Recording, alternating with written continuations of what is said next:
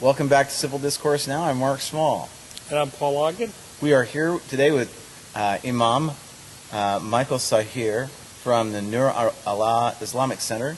Michael, welcome again. Thank you. And if people want to look up your website, where would they go? Again, Nur is N-U-R, Allah, ALLAH.org. Of course, it's all one, of course, with no spaces. We're talking about Islam, and I had wanted to have a discussion with someone of the Islamic faith because I think that there's a lot of ignorance about Islam in this country. Ignorance breeds fear, fear breeds hatred and violence. Mm-hmm. And we've seen that this week, particularly with the trailer, as you accurately called it, that was put out. But Mark, aren't we assuming that this is all caused by this movie? No. There maybe are deeper dissension with the U.S. policies. Maybe that has something to do with it, rather than just say it's all because of this movie. And I didn't say it was all because of this movie. I think that's a spark where people's hostilities or angers about U.S. foreign policies are there, but we've sent our military into several Islamic countries and had hostilities with them, especially now by drones. We're not even sending our people in. Mm-hmm. And that's going to engender hostilities. And this is just a spark where it's... It's a spark. Well, I mean, it's ridiculing and making fun of principal figures in Islam. Right. And that's... But that's done with Christianity, too, all the time. I remember, what was that movie about Christ, Jesus, years ago? I can't remember. Yeah. Temptation of the Christ. Yes. Temptation of Christ. Mm-hmm. And very many Muslims were upset about that movie. Yeah. Because Jesus Christ is a very noble figure within Islam as well. No, but see, I think that the difference is possibly that a lot of the Christian faith is kind of on top or in a position without as many poor adherents or without... I don't see... I see people reacting when they feel threatened or they feel out of... I don't know, when they don't have power, when they're disempowered, when they're I don't know how to describe it. Mm-hmm. But certainly it sparked more in people of the Islamic faith when this happened. And that was a feature film that came out, Temptations of Christ. And that gets to where I was mentioning off camera. We have a First Amendment right of free speech and expression in this country. Are there things that as a person who's not a believer in your faith, I can't say? I mean, I can't say the name of the prophet, or I can't... I'm curious. Well, no, you can't say the name of the prophet, but even in the United States, where we have freedom of speech, the old basic saying, you can't go into a theater and you have fire.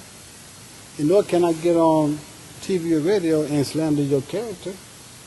That's you true. as a person. You can take me to court and sue me just for me talking about your character. And I could even be right in saying it, but I'm going about it with the wrong intent. Truth is an absolute defense in Indiana. It is? Yes. Okay, all right. I'm not sure it's 100% always an absolute defense. It's in our Constitution. In Indiana. Oh, it says? Yeah.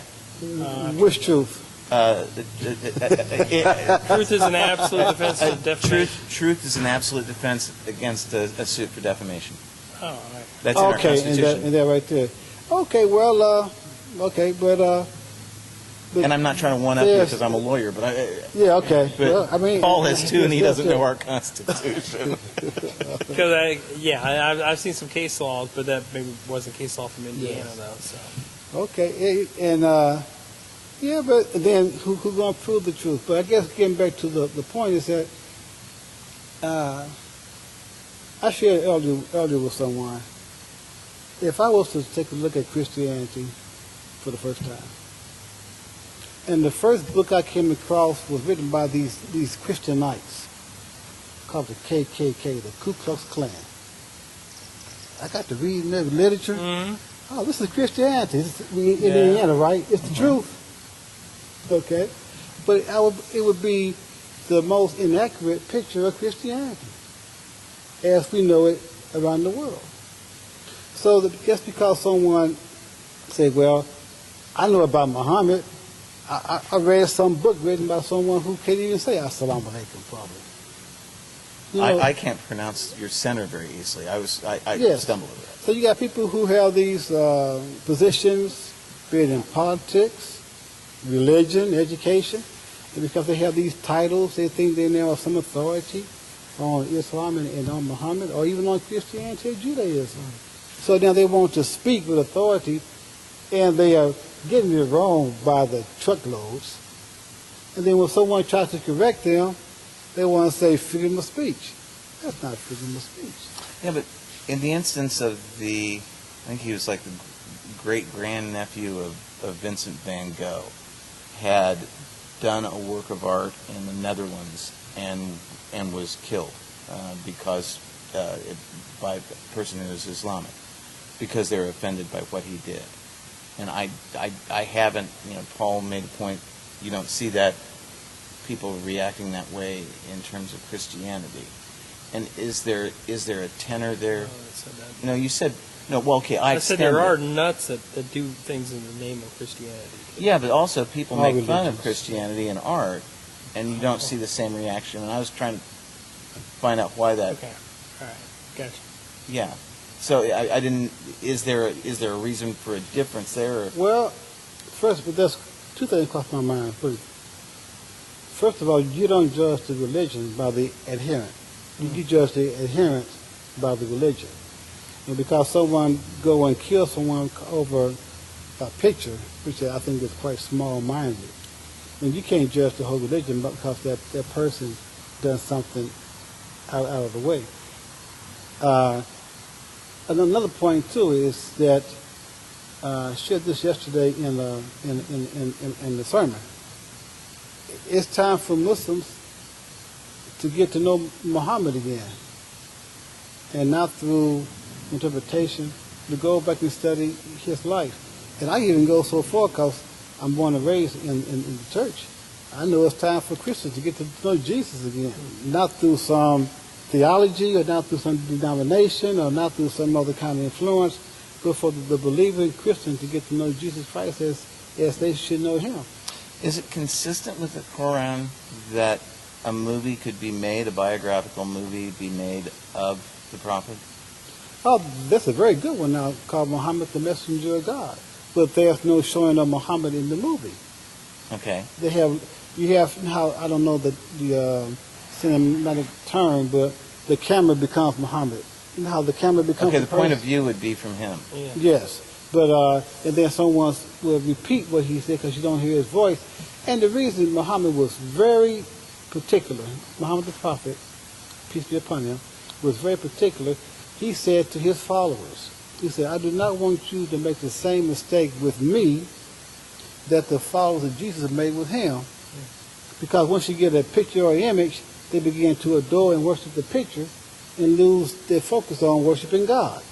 So Muhammad was very pointed on that. He refused to let anyone draw his picture ever.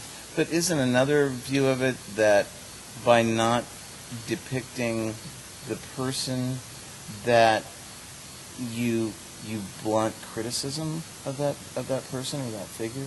That you blunt criticism by not drawing it? Yes. I mean, well, see, the physical man wasn't the real picture. It was the message that he brought. And that we have an ongoing campaign for about 30 years now. We ask that people should remove all forms of racial images from worship, period. Gender-wise, too, and racial-wise.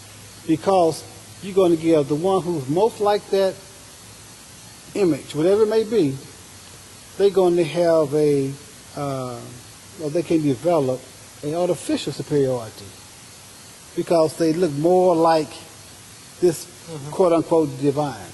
So if it's Caucasian flesh, male, that's going to give that sector of the human race an undue advantage.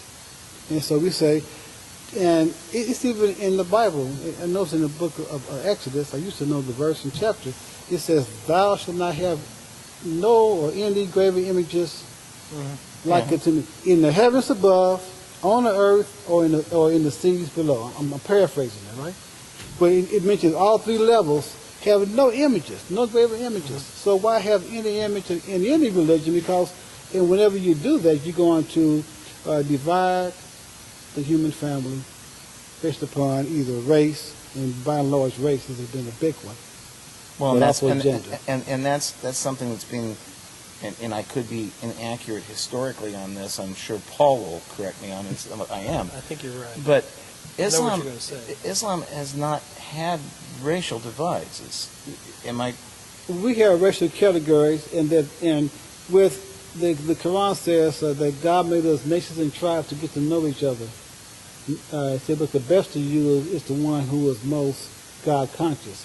So there have been racial divides, yes, among people who are growing into becoming a better Muslim. I'm not going to sit here and say you go around the world and you won't find the racial issue. It's not as strong because of those reasons.